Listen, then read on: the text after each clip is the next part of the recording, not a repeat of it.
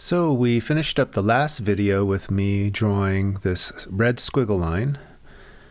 And if you haven't seen this video, please go and check it out. It's informative and it'll allow you to draw randomized squiggle lines, which you can then take and make a drawing from. Use it as the base or the jumping off point for your drawing. And here I'm going to start with my black felt marking pen and just putting down some lines. These lines that I'm putting down are spontaneous. They're in the moment. I'm really not trying to think too much and basically relying on my inner voice, which, you know, is the same thing as your intuition or your gut feeling, right? We all have it, definitely. And for me, what happens is I will look at that squiggle line before drawing any line. I'll look at it, and in my imagination, I will see a picture of the next line or the first line, the first black line. And so I try to translate that onto the page as quickly as possible. And that's basically the process. It's something that I'd like to discuss in another video, in addition to creativity as a topic. You know, I'm very interested and excited about expanding on these ideas, you know, inner voice and creativity. Anyway, you noticed before I started drawing this bird, you can already see, I might have given it away, sorry. But that's the foot of the bird or the claws of the bird. Before I started this, you notice that I was turning my notebook into the different orientations. And sometimes I'll do this for, 30 seconds to a minute, just trying to look for something. It might be a line that interests me, or an area, a group of lines, or a shape. And maybe I'll see something. Or it's just a feeling like, oh, I like this view, or I like this orientation. And that's kind of the best way to describe it. And, this one just feels better than this other one, right? The landscape view feels better than the portrait view.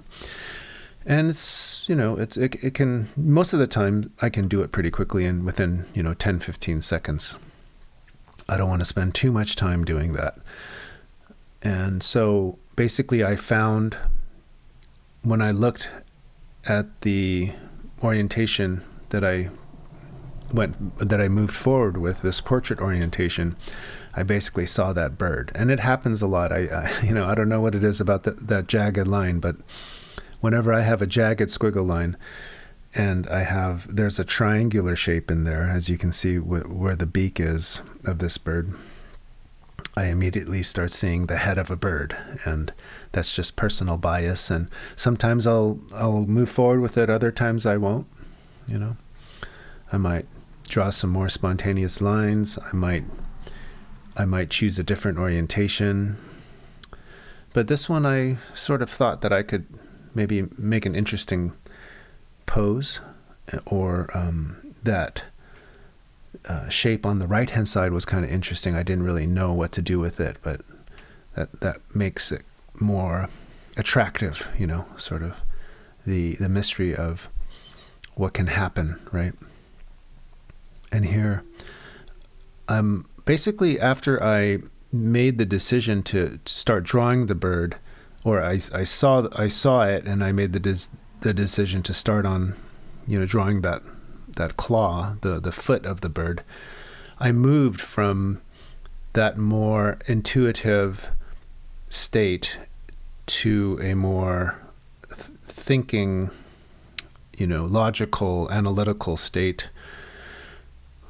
And basically, basically how to make that shift. And that happens, you can go back and forth, and it's good to be able to have that flexibility At the same time, even though I might be, for example, just drawing this wing right here, there's a lot of spontaneity that goes into doing things like this, drawing detail. And I try not to think too much about it. I just, have an idea and I move forward with it most of the time. And so, balancing spontaneity and a more conscious thinking process, that's important. I have to say that those initial lines that I like to think are coming from my inner voice or intuition, I think that they really give the drawing a foundation, of kind of like it's sort of like a feeling. It gives the drawing feeling, I think, and I'd like to think that people, hopefully, that can sense that are kind of able to enjoy the drawing and consider it as having a lot of feeling, or having a special feeling, a special energy, and that oftentimes I believe is derived from those initial lines that I put down coming from my gut feeling, And so here's some more detail. And before I was drawing that wing that's at the bottom, I kind of wanted to fill in the space, and I will continue working on it. I kind of struggled with that wing, and then I do include another wing, which I struggled with even more, but I like the outcome. I think the outcome was, I try to accept whatever happens, and so most of my drawings I'm very happy with. And I think that comes with not being overly critical or judgmental during the process. And essentially that happens because the goal is really not to think too much. Although thought definitely, conscious thought definitely comes into the picture, right? Conscious decision making. And sometimes it can just be simplified to enjoying the moment and having fun with it, not worrying too much about the outcome or what it's going to look like in the end, right? And here I'm outlining some of the elements that I want to bring to the foreground.